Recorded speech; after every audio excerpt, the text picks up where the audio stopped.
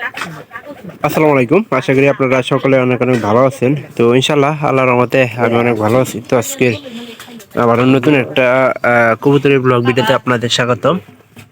তো যারা আমার এই চ্যানেলটিকে এখনো সাবস্ক্রাইব করে দেননি, দয়া করে সাবস্ক্রাইব করে দেবেন, পাশে থাকা বেল আইকনটি অন করে দেবেন পরবর্তীতে আমার এই সকল গ্রামের নতুন নতুন ব্লগ ভিডিওগুলো পাওয়ার জন্য।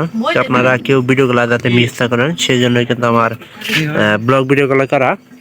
তো আজকে আমরা এই কবুতরের পাখাটা ছাড়িয়ে দিছি, মানে একবারে পুরাপুরি ছাড়িয়ে দিছি। তো আল্লাহর রহমতে দেখবো যে এটা আসলে মুক্ত করে দেওয়ার পরে, মানে অনেকদিন কিন্তু আমরা অনেকদিন আগে কিনে নিয়েছি, কিনে নিয়ে খড় চিনাইলাম, ঠিক মতো খাবার দাবার খাওয়াইলাম।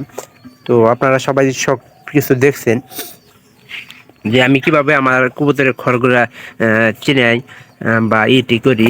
আমি কিন্তু সব আপডেট আপনাদের দিয়ে থাকি। তো এখানকার এটার অল্প অল্প করে খাবার দিতে থাকি, কারণ এটা এখানকার কম খাবার দেওয়ার একটা কারণ হইব যে এটা আমাদের বাইরের খাবার কিন্তু খাওয়া লাগবে। এই যে এই দুইটা কবুতরই কিন্তু আমরা ছেড়ে দিছি। ঘুম পাইলে কোন ঘুম বন্ধুত্ব খায় ঘুম বন্ধু ঘুম বন্ধু আসলে ও হ্যাঁ শুনি তো ঘুমবে মুক্ত কবুতর। এরা কিন্তু শিপন কি পানি রে ঘুম গম খাইছে। এরা এরা তো নরম গো। শোনম না কালকে আইতে ইয়ে মানে খাইছে দেখি এলা বড় গে তো সাইজে মনে হয় বিদায় না আসছিল না, কিন্তু এটা খাইতে আছে। মানে গহনা আছে 20 পারে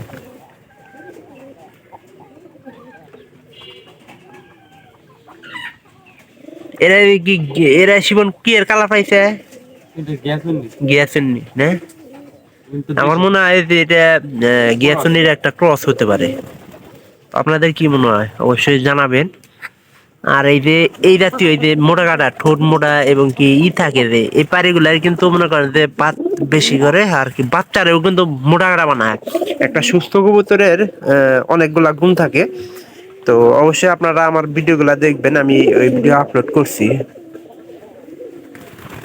কই ফেরে কোন লাগে না না খাই কম বর্তমানে আলাদা খাবার দেন লাগবো, আগে কিন্তু খুব খাওয়াইছে। আমি তো ওই ঘরের কথা কইতাছি। বাড়তি খাবার আচ্ছা, এরা এই যে প্রথম করে যে কবুতর গুলো আছে এগুলা কি খাবার ঠিক মতো পাইতেছে? হ্যাঁ, এই যে এই জোড়া পায়রার ডাক দিও, পায়রিটা কই একই রকম।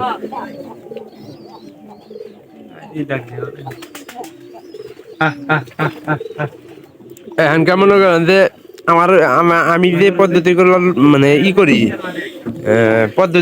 করি, তো আপনারা ওই পদ্ধতি কবুতর লালন পালন করলে এই কবুতরের পাখাগুলা কিন্তু আগের মতো সুস্থ সবল সবকিছুই থাকবে। তো এগুলো আপনারা অবশ্যই লক্ষ্য রাখবেন যাতে করে কবুতরের পাক গুলা নষ্ট না হয়। আর পাক নষ্ট এই অত বেশি দিস না, দিয়েছি এক মুঠ কেবল খিলাইলাম।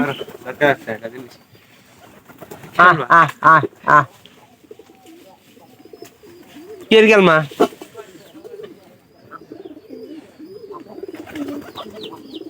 এবার খিলাও দিন বেলা আর বাইতেন যাবো না।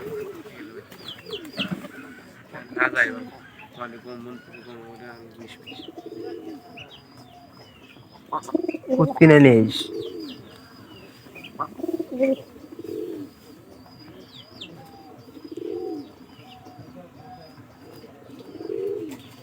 ঘুম খাইলে ঘুম খাইতে বাইরে থেকে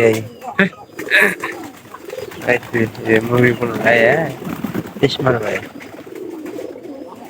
কোনার মাই করে দিয়ে দিবি কবি। কই যে ভাই ছেড়ে না এটা কেন লাগে এটা কি গিরিবাস?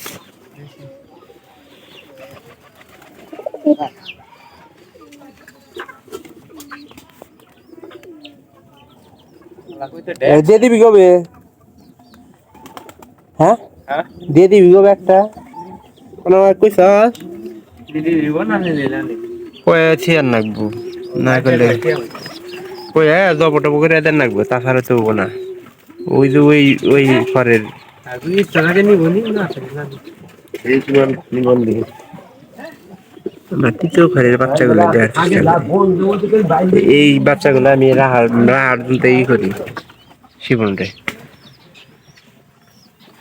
একটা মাত্র বাচ্চা আর খাবার দাবার বেশি পাই, যার কারণে মোটাটাও কিন্তু বেশি হয়ে যাচ্ছে।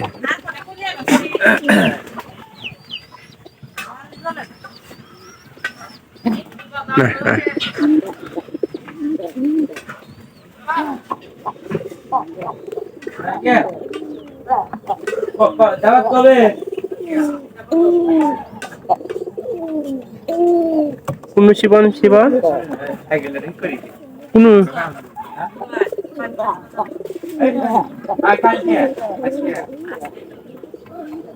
দাওয়াত কবে আবার শুরু হইলো। আদার একটু বেশি দিলে পারি প্রকৃতি খাবার খাবো না, আসলে কবুতরের প্রকৃতি খাবার খালি সুস্থ কিন্তু বেশি থাকে। আপনারা সকলে অবশ্যই লক্ষ্য করবেন। আনার খালা আমার মাটি দিয়ে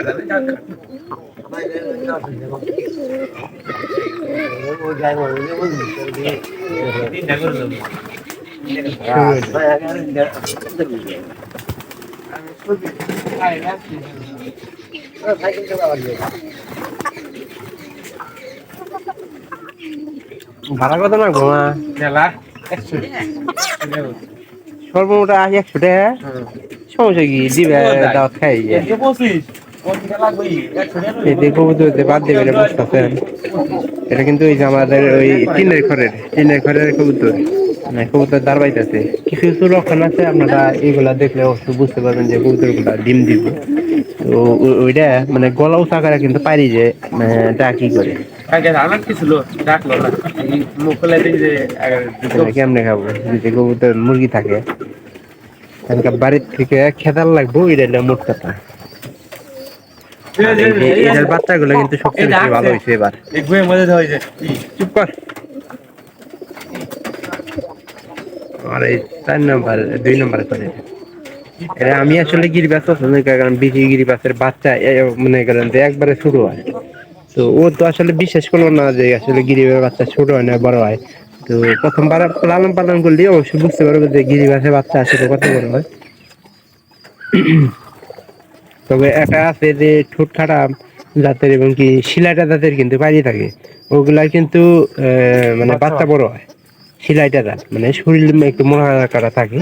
তো এই জাতীয় বাচ্চা